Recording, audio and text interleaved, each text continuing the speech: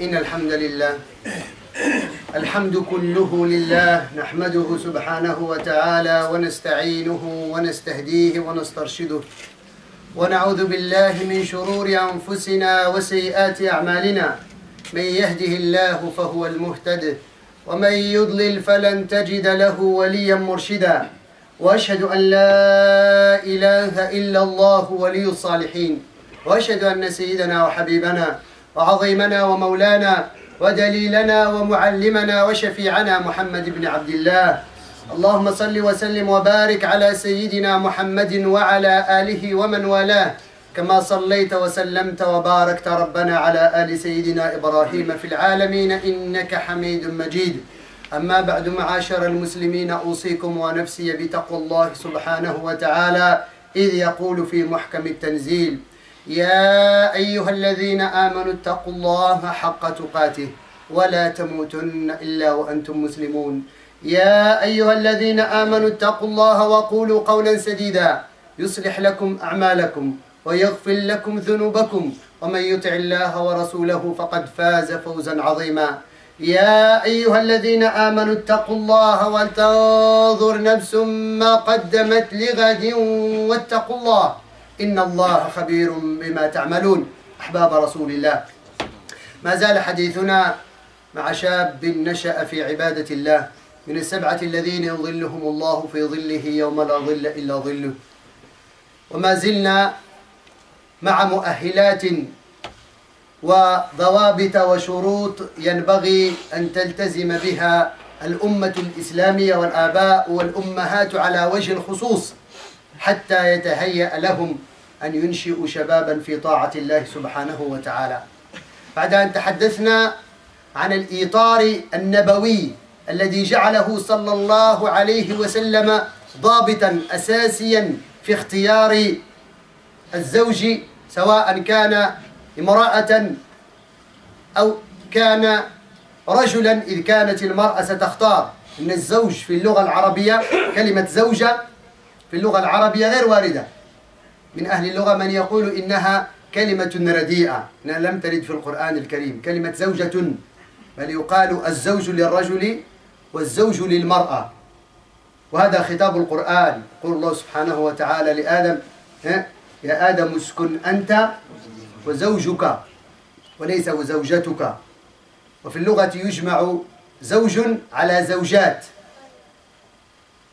طيب، أو أزواج، لذلك هذه الكلمة زوجة غير واردة في اللغة. هذا من ناحية اللغوية، لذلك نقول زوج حتى لا يتبادر إلى الذهن أن الأمر يتعلق به. فإذا كان المختار سيكون الزوج الرجل ذكرنا معيار الاختيار، وإذا كان الزوج المرأة ستختار ذكرنا حسب حديث النبي صلى الله عليه وسلم معيار الاختيار. فإذا اجتهد الشاب الزوج والشابة الزوج في أن تختار حسب هذا المعيار النبوي، فلا شك أننا سنصل إلى ذرية صالحة طيبة مباركة. قد ذكرنا في ذلك قصة عجيبة رائعة من أبوي أبي حنيفة النعمان بن بشير رضي الله عنه. فإذا علم الشاب وعلمت الشابة أن بدون هذا الاختيار لا يمكن أن نؤسس بيتا سيؤهلنا أن نحصل على شباب وشابات ينشؤون في طاعة الله سبحانه وتعالى، فلا ينبغي أن نلوم مجتمعنا إذا صار على غير منهاج رسول الله صلى الله عليه وسلم.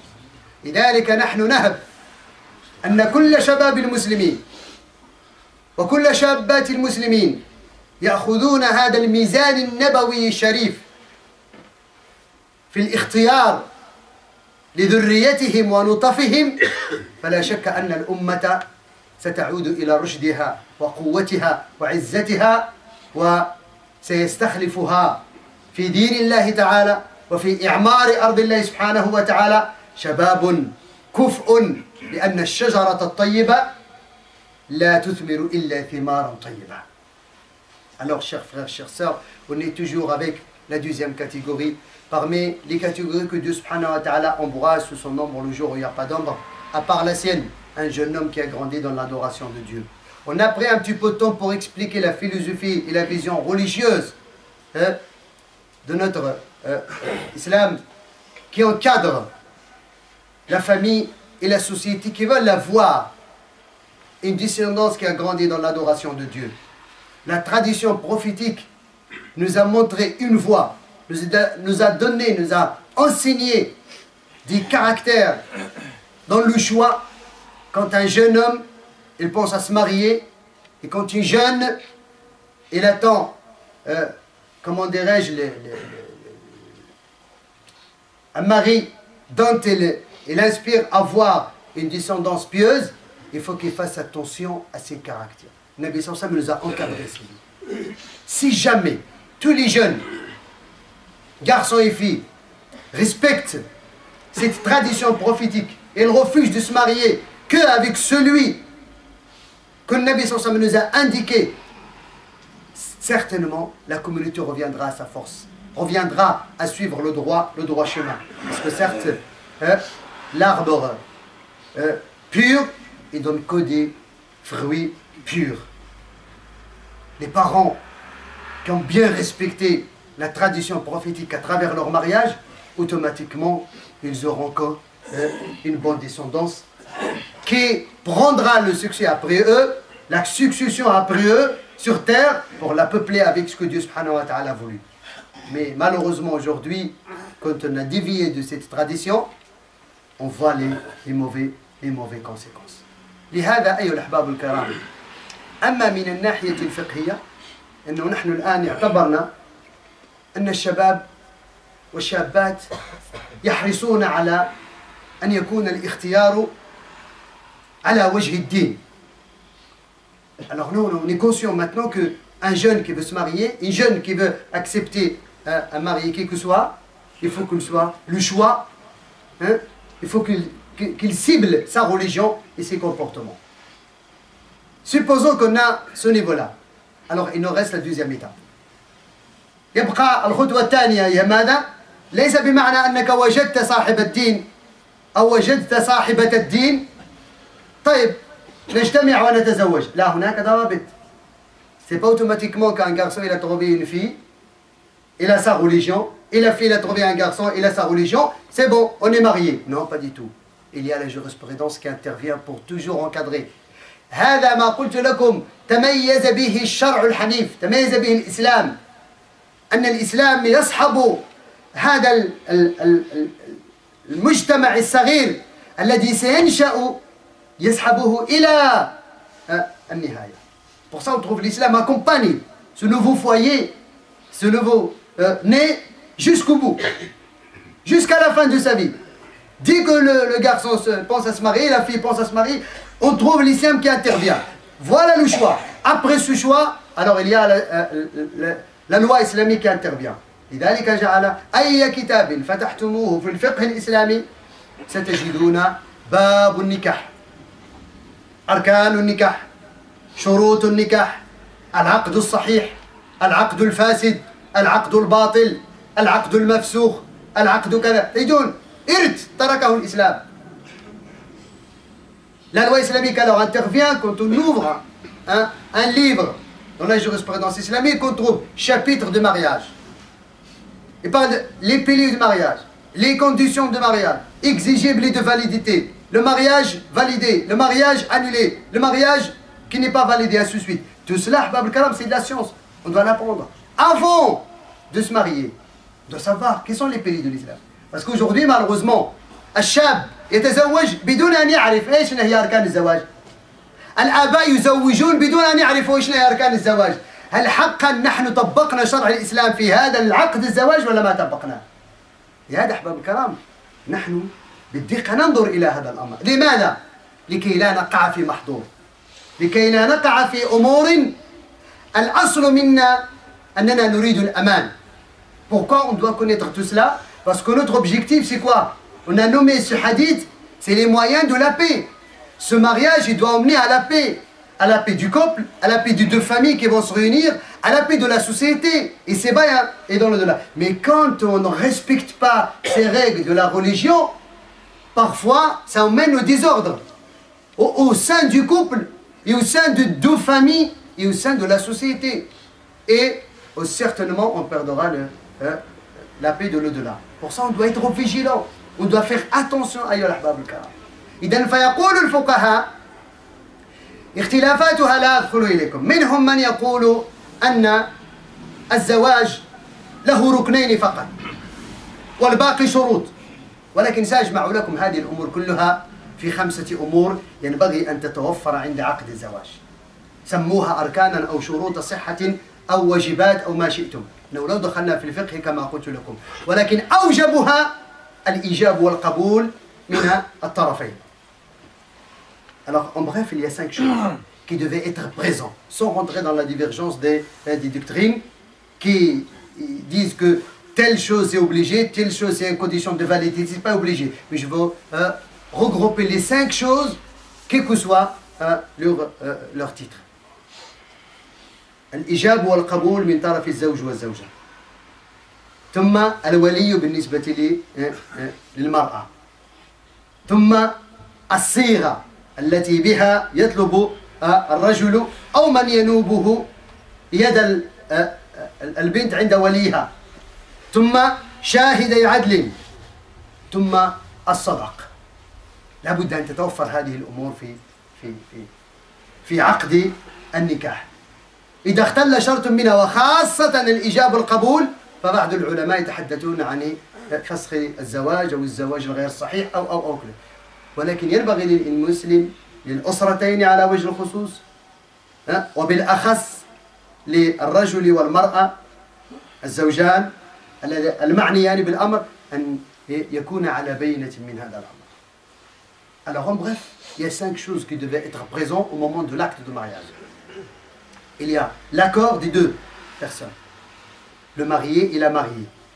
Et automatiquement, la mariée, son accord est transmis à travers son tuteur. 2e, tuteur.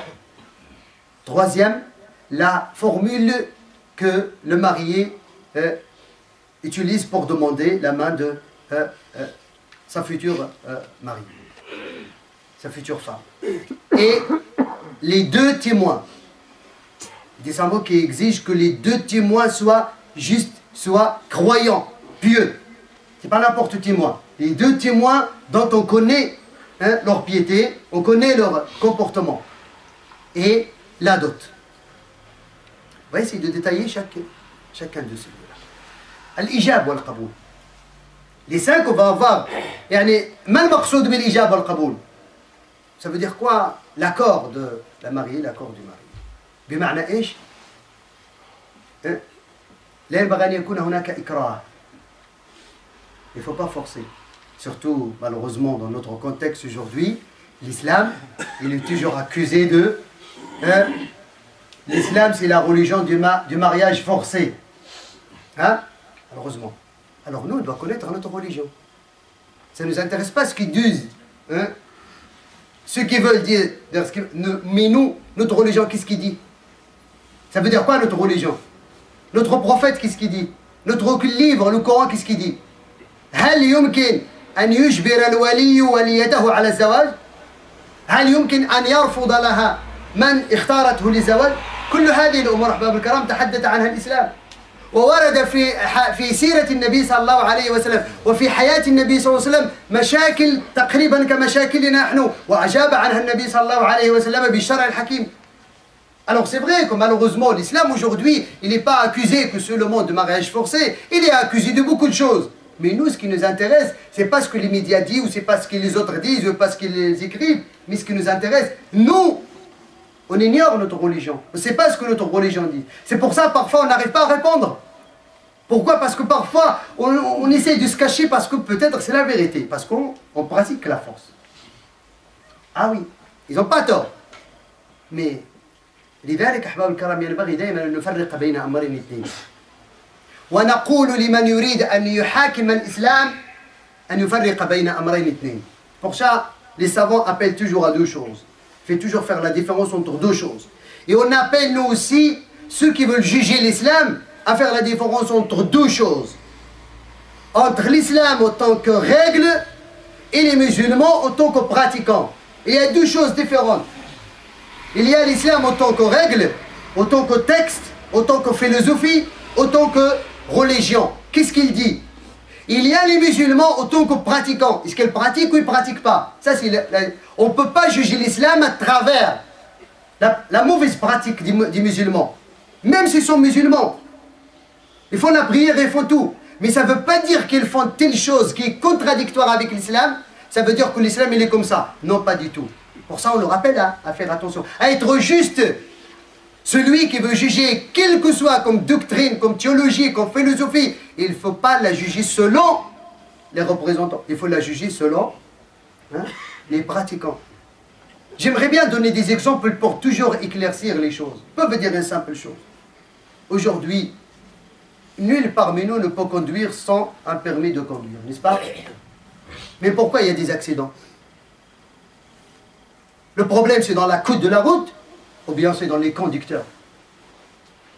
On ne va pas dire le code de la route il est échoué parce qu'il y a beaucoup d'accidents. Et surtout, cette année, ça a augmenté 4%. L'année 2014, les morts dans la rue, c'est augmenté. Pourquoi?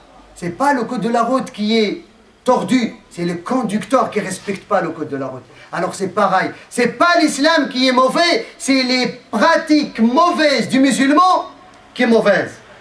Et parmi ce problème-là de la mariage forcé. يقول النبي صلى الله عليه وسلم فيما أخرج الإمام البخاري ومسلم لا تنكح الأيم حتى تستأمر ولا تنكح البكر حتى تستأذن.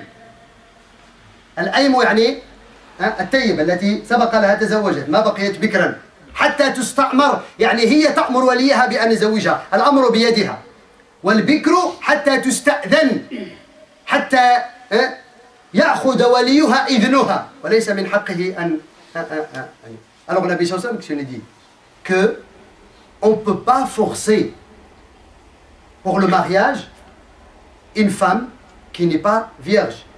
C'est elle qui demande à son tuteur de la marier avec celui qu'elle a vu, il est compatible à elle.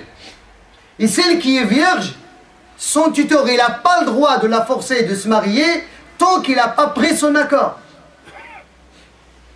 وأخرج الإمام النسائي وابن ماجه وأبو داود وغيره كالبيهقي وغيرهم من حديث عائشة رضي الله عنها قالت جاءت فتاة إلي فقالت إن أبي أراد أن يزوجني لابن أخيه ليرفع بي خسيسته وأنا له كارهة فقالت اجلسي حتى يأتي رسول الله صلى الله عليه وسلم فلما أتى رسول الله صلى الله عليه وسلم أخبرته بخبرها فدعا النبي صلى الله عليه وسلم فأرسل النبي صلى الله عليه وسلم إلى أبيها فدعاه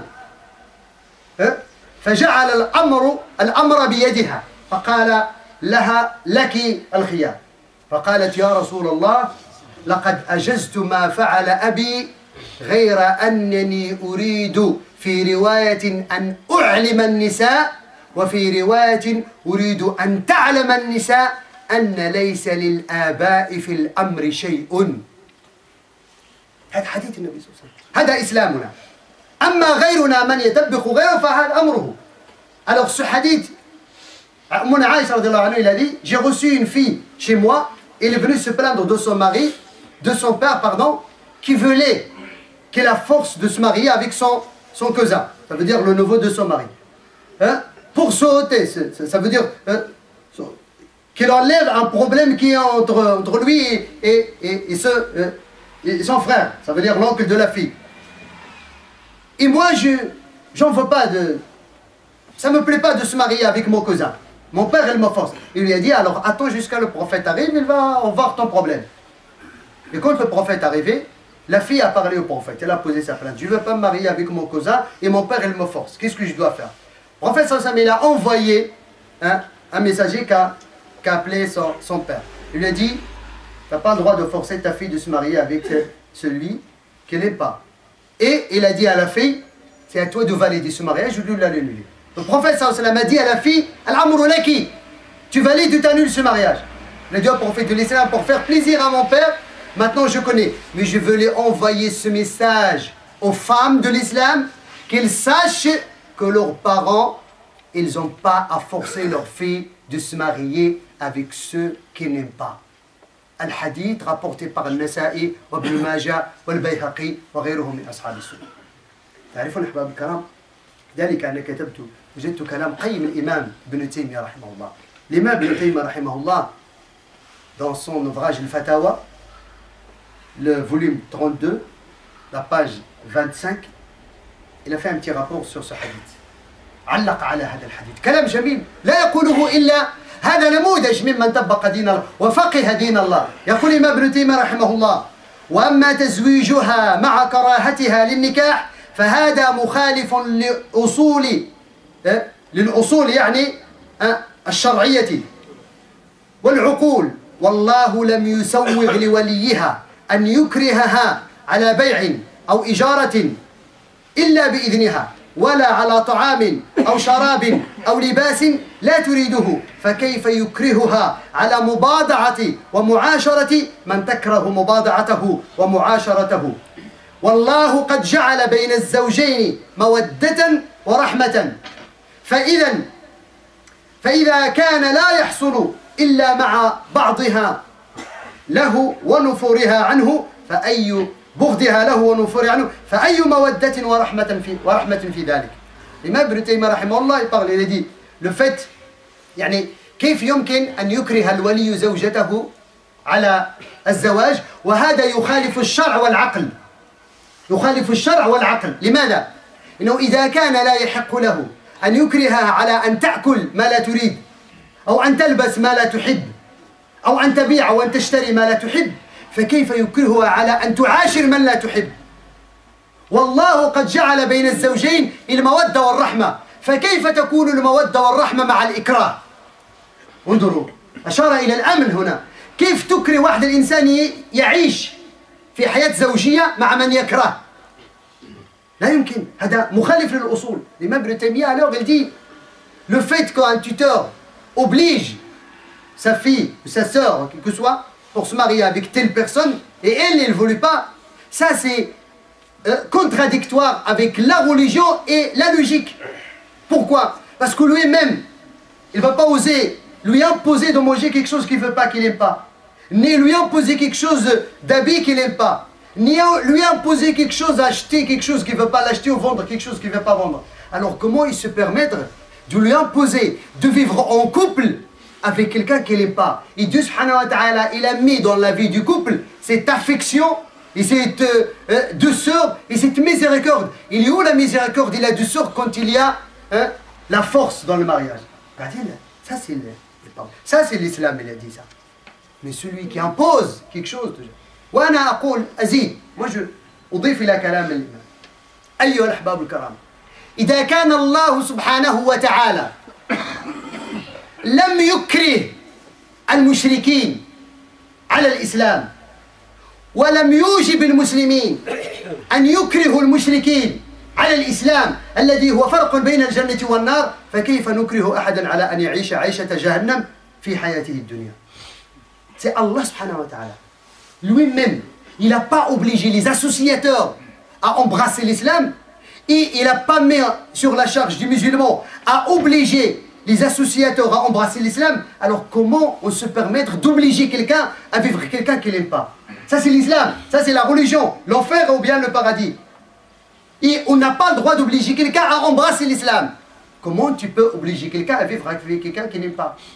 C'est pour ça les savants ils ont mis la première condition, le premier pilier, c'est l'accord de la fille transmis et le contraire. أسأل العلي القدير أن يوفقني وإياكم ما في خير. أقول قولي هذا وأستغفر الله.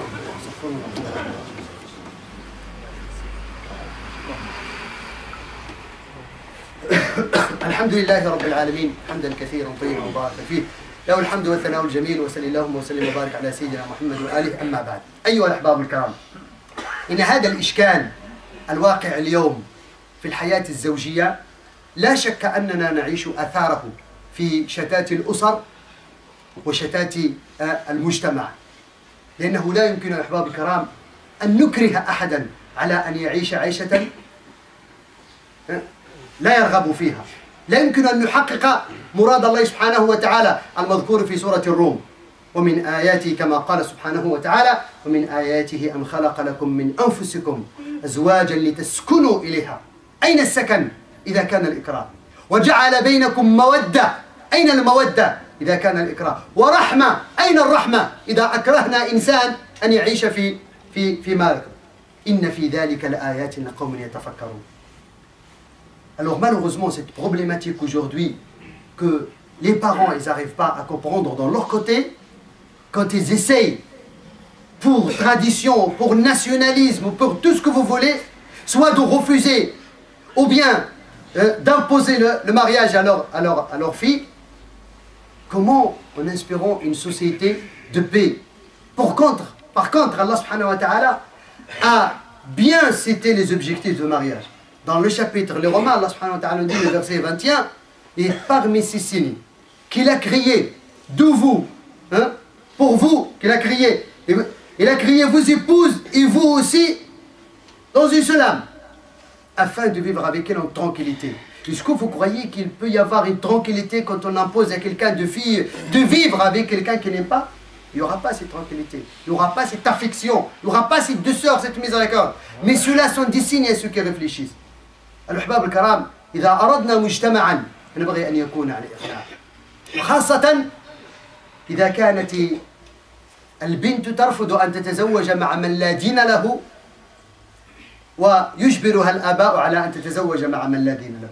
Et surtout quand il s'agit que la fille elle refuse de se marier avec celui qui ne fait pas la prière, avec celui qui fume, avec celui qui suit pas la religion. Et ses parents parce qu'il est du bled, parce qu'il est riche, parce qu'il est tel, tu dois te marier avec elle.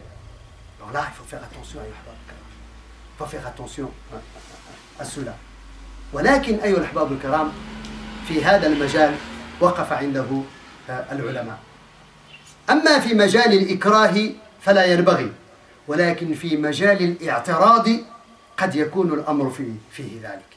في مجال الاعتراض يعني قد يعترض الآباء على تزويج بنتهم لمن لا تتوفر فيه الشروط النبوية المرسومة في الاختيار. Alors, mais quand il s'agit d'être opposé à un mariage pour la fille, parce que celui qui demande sa main, il ne mérite pas par rapport à ses comportements et à sa religion, à ce moment-là, on encourage les parents. Ils ont raison d'être opposés à un mariage de leur fille de quelqu'un qui ne la mérite pas. Parce que c'est elle qui regarde sa richesse et sa position sociale, et elle ne regarde pas sa religion. À ce moment-là, ils peuvent être opposés. Ils ont le droit d'être opposés. Pourquoi? Parce que ça va dans le bon sens. C'est pour son intérêt et c'est pour l'intérêt de la société. لهذا أحباب الكرام القاعدة الذهبية التي ينبغي أن تأخذها عقولنا وهو أنه ينبغي أن نحكم شرع الله في كل شيء. سواء بالنسبة للآباء وبالنسبة للأبناء. La règle qui est très importante qu'on doit mettre devant nous, quels que soient les parents ou bien les enfants, il faut qu'on sache que si toujours on est dans la bonne direction, on respecte toujours le règlement de cette religion, jamais il y aura de problème. Si c'est le contraire, alors comment vous imaginez avec moi un mariage qui va commencer avec des conflits? Et nous, on espère un mariage pour vivre en paix dans la société en général. Et nous, on a déchiré la paix entre deux familles. C'est ça, أحباب الكرام, le problème. ثم يطرح إشكال آخر يا أحباب الكرام وهو مسألة أن بعض الآباء يرفضون شبابا لهم دين ولهم أخلاق لعذر غير معتبر في الشرع. Et parfois on trouve des parents qui refusent d'accepter un jeune qui a sa religion, qui a des bons comportements, qui a peut-être même la science, qui est quelqu'un qui est pieux, et ainsi de suite. Mais il le refuse, pourquoi? Parce qu'il n'a pas, il n'a pas du bled, ou bien c'est pas de la famille, c'est loin de la famille. Alors là, أحباب الكرام, النبي صلى الله عليه وسلم يقول ليس منا من دعا إلى عصبية وليس منا من قاتل على عصبية وليس منا من مات على عصبية. Ça c'est le nationalisme. des parents qui vont refuser doucement le mariage de leur fille contre un jeune homme qui a grandi dans l'adoration de Dieu, qui est pieux, qui mérite, qui va protéger la famille de cette fille, qui va s'occuper de cette fille, selon ses comportements et selon sa piété, on le refuse. Pourquoi? Parce que il n'a pas la même nationalité que nous, c'est pas la peine. On ne va pas se parler quand on va y aller en vacances. Alors Nabi Sossam fait attention à cela. Ça, dans ce sens-là, hein, il n'a pas le droit. Parce que Nabi Sossam nous dit, il n'est pas parmi cette communauté, pas parmi nous, celui qui appelle au nationalisme. Celui qui se bat pour le nationalisme. Celui qui est mort au nom de nationalisme. Ahbab al-Karam, malheureusement, cette politique, et la politique du sport et la politique de tout, ça nous a déchirés. Malgré qu'Allah subhanahu wa ta'ala dit wa anna hadhihi ummatukum ummatan wahida. Et cette communauté, c'est votre communauté, une seule communauté. Il n'y a pas une seule communauté, il n'y a pas. Mais malheureusement, aujourd'hui, on a encore un mauvais héritage qu'on a hérité, je ne sais pas comment, que tel et tel. Et dans la vérité, يعني في الواقع نجد هذا الأمر. أنا لن أنسى بعض المشاكل الأسرية التي كانت، وكلكم يتذكر سنتين هذه تقريبا أو 3 سنوات لما كان المشكل بين دولتين عربيتين في الكرة. تدرون أحباب الكرام، قد شتتت أسر باسم الكرة. Je vous dis ça, je sais pourquoi, parce qu'on parle de la paix sociale. Il y a des familles qui étaient déchirées à cause du foot, parce que, je ne veux pas dire les nations, parce que la mariée, la femme, elle encourage sa nation, et l'homme, il encourage sa nation. Et le marché, on n'en parle pas, la rue, on n'en parle pas. Alors, Wallah, Ahbab al-Kiram, il y a des familles qui sont déchirées à cause du foot. Notre problème, c'est cela. On n'arrive pas. Et tout cela, Ahbab al-Kiram, وهذه من المخططات لتشتيت مجتمع المسلمين. Et ça, c'est parmi les stratégies de nos ennemis pour nous déchirer. Aujourd'hui, on n'arrive pas à se supporter que ça pleut jour, ça mène à déchirer toute une famille. Je ne veux pas dire tel drapeau, mais heureusement, hein, qu'alhamdulillah, il y a encore des jeunes, hommes et femmes, peut-être des générations qui vont venir, qui vont dépasser ce problème de nationalisme. لذلك والله أحباب الكرام لن ترجع هذه الأمة إلى رشدها وعزتها وقوتها ما دامت لم تتخذ عبادة خالصة للواحد الأحد. نحن الآن فينا عباد الكرة، فينا عباد السياسة، فينا عباد الاقتصاد، وفينا عباد بلدانهم، وفينا عباد هذه الشركيات كلها وهذه الأوثان كلها. لذلك ينبغي أن نتجاوز هذا الأمر، وخاصة نحن في هذه البلاد التي جمعنا الله سبحانه وتعالى. On doit éviter tous ces idoles, chers frères et chers sœurs.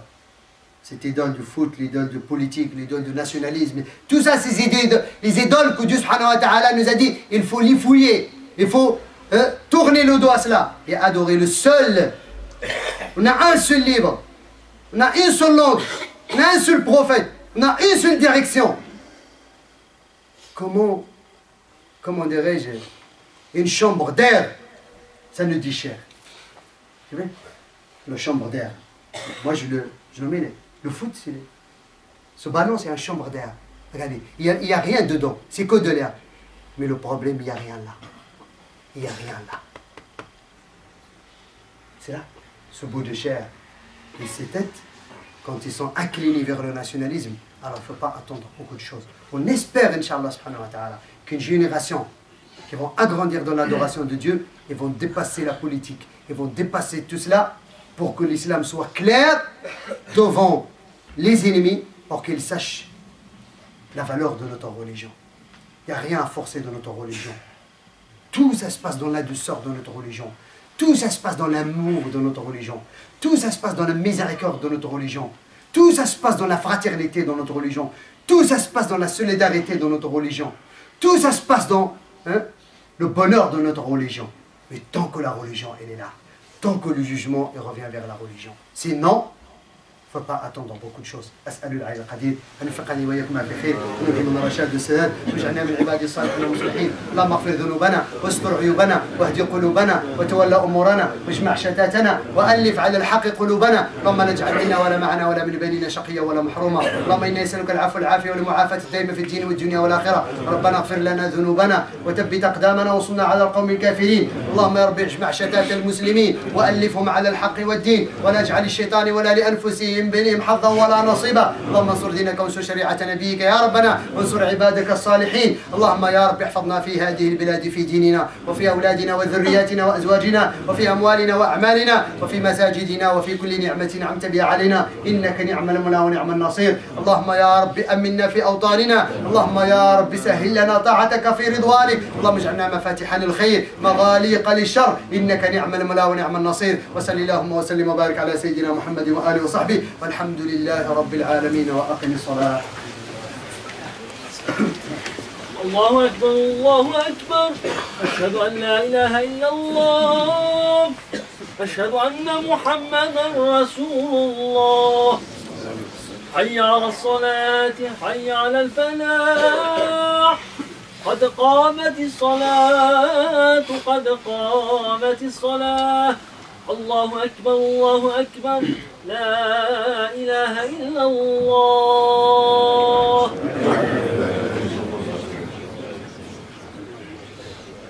استووا اعتدلوا رحمكم الله. تراصوا واعتدلوا. الله أكبر.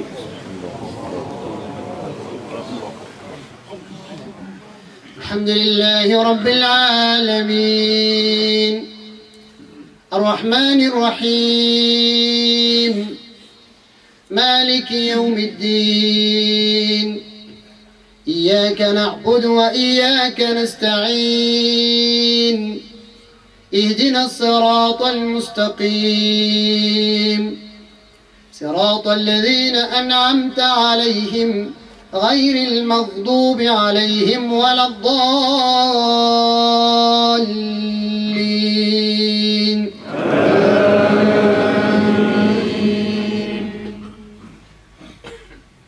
إن الذين قالوا ربنا الله ثم استقاموا تتنزل عليهم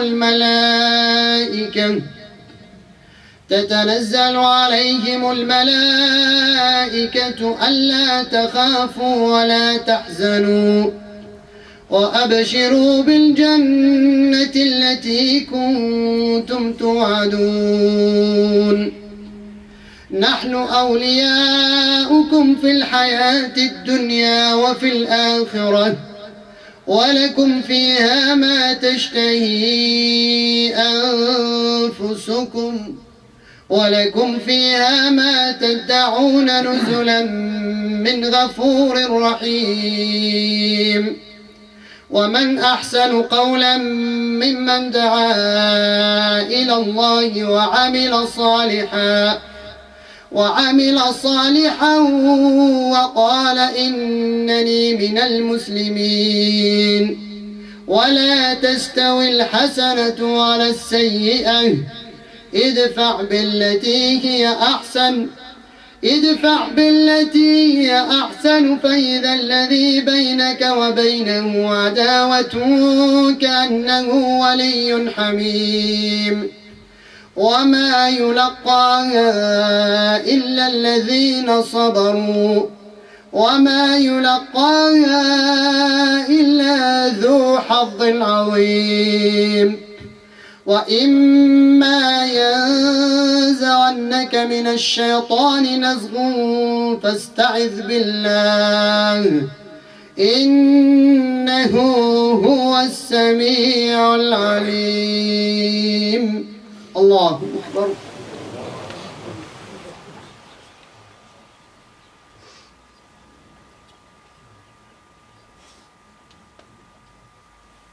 سمع الله لمن حمده.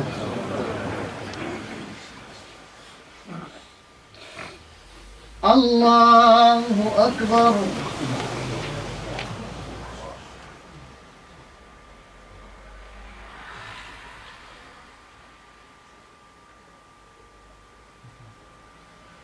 الله أكبر.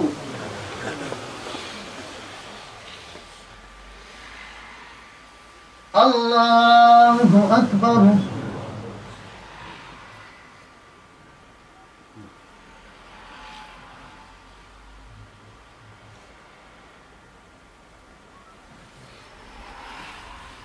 الله أكبر. الحمد لله رب العالمين الرحمن الرحيم مالك يوم الدين إياك نعبد وإياك نستعين اهدنا الصراط المستقيم صراط الذين أنعمت عليهم غير المغضوب عليهم ولا الضالين.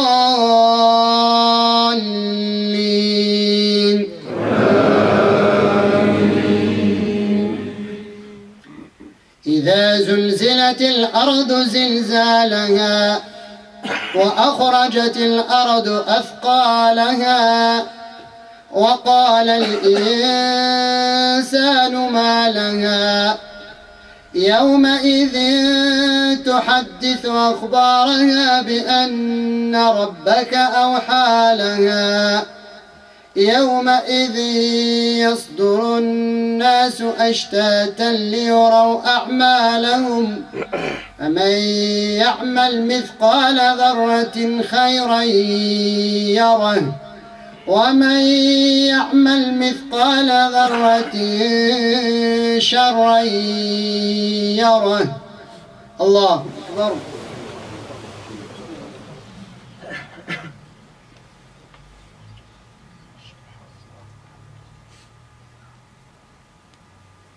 سمع الله لمن حمده.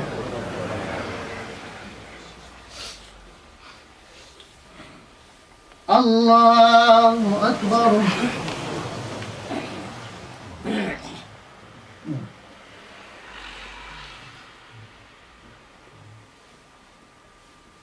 الله أكبر.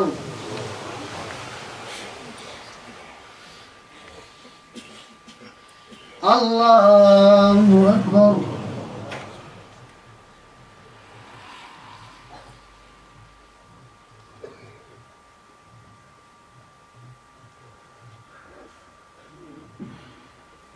الله أكبر.